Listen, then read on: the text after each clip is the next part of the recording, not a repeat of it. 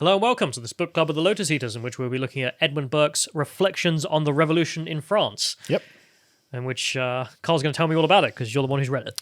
Yeah, it's a very important conservative work, and anyone who consider themselves right-wing should probably read it, because Burke does a very, very interesting and thorough job of laying out why the sort of geometric politics of the revolutionaries, which we can just call leftism at this point, is cancerous and is going to destroy everything. And honestly, he presages almost everything that's happening now, which is why I keep saying, well, look, we're just living through French Revolution 2.0, because he was watching it happen like live, and it's all the same stuff, and it's terrible, really. Okay. But anyway, got my attention. Yeah, exactly. You should read a lot more about the French Revolution. You'll find it very interesting. So Edmund Burke was an Anglo-Irish philosopher, economist, and politician, and he published this work in 1790. And what this was it was meant to be a letter that he was sending to a friend of his, but it turned into like a 300-page book that has no chapters or subheadings. It's just text. Constant text for 300 pages. So I can't give you any chapter numbers or anything like that. So we'll just break it down into subject. It also sounds terrible to read. He must have been really angry writing this. He's like, he was like, literally at one point he's like, I was going to write down my thoughts, but it got too long. So basically, and so he just writes continuously just about things that are on his mind, but it's all very cogent and coherent and makes sense. And he makes a load of really good points. So like I said, he must have been really angry about this. But basically he watched the revolution of 1789 from the safety of England. And this is before the king was and his wife was executed as well. So, and before the rise of Napoleon too, which he predicts. And so it's very, very interesting how he's a very good measure on these people. He knows exactly what they're about and what their problems are and where they're going to end up. And he's right. And the thing is, he wasn't like some hardcore reactionary either. Burke was a Whig. And they were quite a radical movement in their own time. And I think he was a politician during the period of Whig supremacy, the sort of 100 years in Parliament, or 50 years in Parliament, sorry, of Whig supremacy, where the Whigs basically BTFO'd the Tories repeatedly, because they were like moderately radical, I guess you can describe it. But the Whigs became the Liberal Party, and by the 19th century, according to Wikipedia, the Whig programme had come to encompass the supremacy of Parliament, free trade, the abolition of slavery, the expansion of the franchise, and an acceleration towards a move towards complete equal rights for Catholics, which is a reversal of the party's late 17th century position, which had been sharply anti-Catholic. You can see where they went wrong, can't you? But Reflections was written after the fall of the Bastille, before the execution of the King and Queen, and he was writing to French aristocrat Charles Jean-Francois Dupont, probably not pronounced right, because Burke he was a well-travelled man. He'd spent quite a lot of time in France, mingling with the French aristocracy, because of course he was English aristocracy, and he was sentimentally attached to them, and he didn't think they were the evil people they were being described as by the revolutionaries. Basically, Dupont had written to Burke saying, hey, what do you think of this revolution? And Burke sent one letter. He's like, no, that's not enough. Hang on a second. And then just really mad, late night typing, basically. And because he had gone and watched a speech from one Dr. Richard Price in somewhere called the Old Jewry, which was called A Discourse on the Love of Our Country, which he gave in January 1790. And it was in response to the request for his opinion and watching Price's speech that he got really furious and wrote this diatribe. And so this ended up being published as a book in 1790. It was an instant bestseller. Tens of thousands of copies were purchased, and it had gone through 11 editions by within a year and stuff like this. So obviously he'd really struck a chord with people on this, especially given the number of people who were literate back then and could afford a book. It's probably a lot fewer than now. So selling, tens of thousands of copies, that's like millions of copies. J.K. Rowling's level of fame now, right? And so it's worth looking very briefly at Price's A Discourse on the Love of Our Country, because it's really, really weird, because it's bollocks, basically. Who is this guy? So he's a revolutionary. He's a member of what's called the Constitution Society. And yes, basically, in the 17th and 18th centuries, because of the Enlightenment, what he calls the men of letters, get educated, literate men, get together and start hypothesizing about what a society should look like and what government should look like. The Enlightenment and the liberal revolutions that sprung from it. That's what these are. And Price is giving a speech at the old Jewry about this new set of ideas that's conquering the West. And Burke is not impressed at all. So the entire thing is basically a revolutionary tract against the country itself, but because of how he defines a country. The country is not, and he says, the country is meant, in this case, not the soil or spot of earth which we have to be born, not the forest or fields, but the community of which we are members.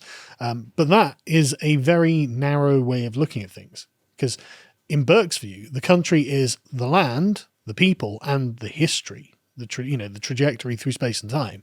And so he's compressed it down to just the people that are alive now. And this is where Burke takes a lot of really, really good inspiration to explain that that's really not the conservative view. That can be the progressive or Whig view or liberal view, but it's not a conservative view. But the point is, the king is the first servant of the public, according to Dr. Price and the Revolution Society.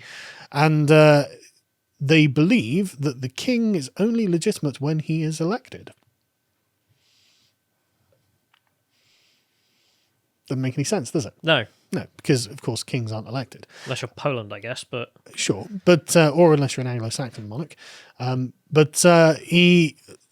whole reason that he says this is because, essentially, the revolutionaries of the American Revolution and French Revolution venerate the Glorious Revolution of 1688, in which a monarch was elected, at least by some people. Not popular election. I'd be calling that an election as a bit. It's a stretch, but they do. Military coups, type of election. Yeah, but it's the basis on which he then says, well, I would congratulate our king for being the only lawful monarch in the world. It's like, but the revolution of 1688 was literally 100 years ago. This king has inherited his crown, you moron. So he's not. No. Like, by your standard. I mean, I wouldn't even describe the Glorious Revolution as a... No, of course not. But, like, even if that was... Even if your standard of an election is the Glorious Revolution, then still he's not elected because the current king had inherited it from his father. So, Burke points that out, obviously. You get a nice little bit in it that's foreigners are bad. So, I mean, it's not totally revolutionary. But, yeah, the whole point is how we're now arrogant in our belief in equality. And he believes that political power is held in trust from the people, which is fair, it's very Enlightenment. And he thinks that the Glorious Revolution was built on the following three principles. First, the right to liberty of conscience in religious matters. Not sure it was. Secondly, the right to resist power when abused. Fair, it's very Lockean. And thirdly, the right to choose our own governors and cashier them for misconduct and to frame a government for ourselves. It's not in there. You can go and look it up. Go look up the Declaration of Right.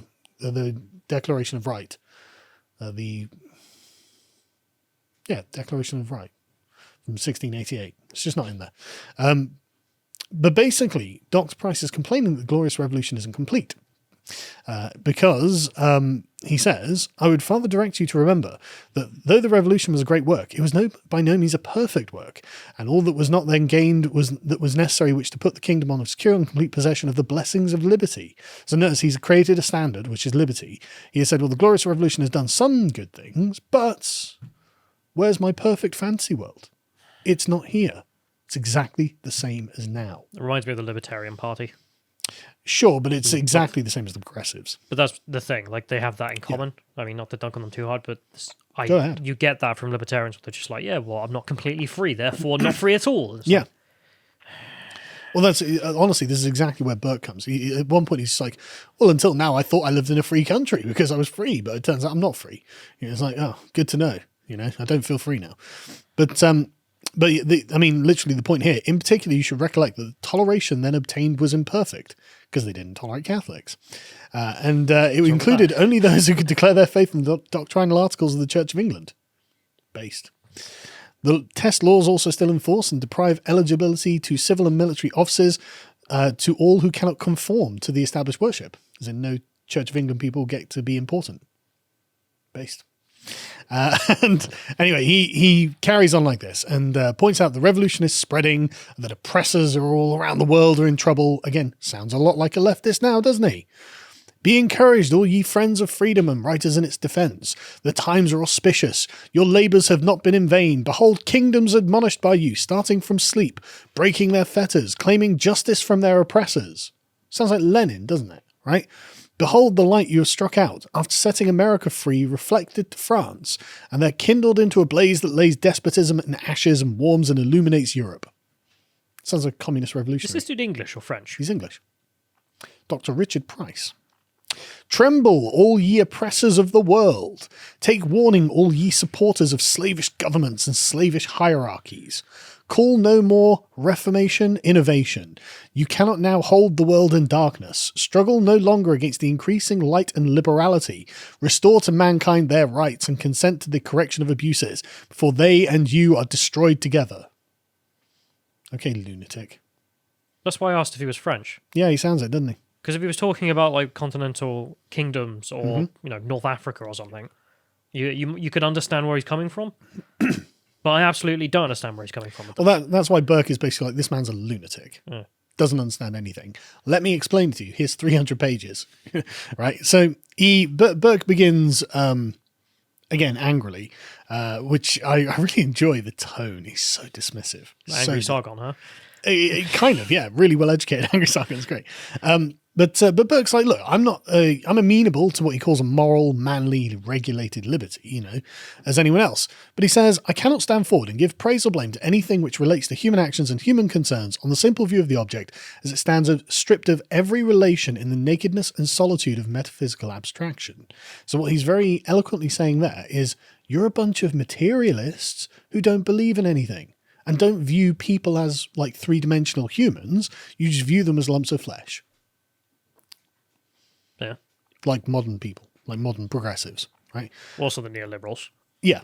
And so he's like, right. So what I'm saying is, like, there is no connective ancestry between a man and his actions in this view, right? And so he's like, am I to congratulate a highwayman and murderer who has broken out of prison upon the recovery of his natural rights? He's free now. Oh, well done. It wasn't wrong to imprison the highwayman and murderer. Right. And so put simply, saying liberty for liberty's sake should not be enabled. Justice on an individual level cannot be served if we must commit to the absolute liberty of every man, which Dr. Price is aiming for. And he goes on to talk about what he calls the spirit of liberty. He's like, look, I'm very suspicious of this as an animating principle. It's a very powerful animating principle. It's going to do a lot. And he says, when I see this spirit of liberty in action, I see a strong principle at work. And this, for a while, is all I can possibly know of it. Because, of course, he doesn't know how far this is all going to go. But he can see that, titanic forces have been unleashed through this spirit of liberty and the rights of man. And, who knows where this goes? And Burke's very conservative in his perspective, where he's like, I think a bit of prudence would be useful here, don't you? And they're like, no. But basically, he considers the sermon of Dr. Price to be the same philosophy that the revolutionaries in France are espousing. Because Price is complaining, well, we need liberty in this absolute form that I have a priori calculated. We don't have it, but in America, they do have it, which they really didn't, but going on to a different thing. But in the French Revolution, from the French, they're committed to this absolute atheistic, materialistic form of liberty. And so he views Price and the French revolutionaries very much as comrades. And so the question he goes on to is just the legitimacy of monarchs. And he's like, nowhere in the Declaration of Rights does it say we have the right to form a government of ourselves or cashier kings, and we didn't vote for the king, moron. I mean, he's literally saying this, like, idiot. Think about it for a second. And he then goes on to point, look, like, if we could literally remove the king for misconduct, then no government in Europe is going to stand for more than 5 minutes. Like, misconduct has other ways of rectifying that problem, right? There can be fines or whatever, but like, if we're just like, right, he's gone, then it's going to be constant revolution and all order and stability will be destroyed. And he goes, he literally goes through the Bill of Rights and says, show me where it says that. So I went through it and it doesn't say that at all. To watch the full video, please become a premium member at lotuseaters.com.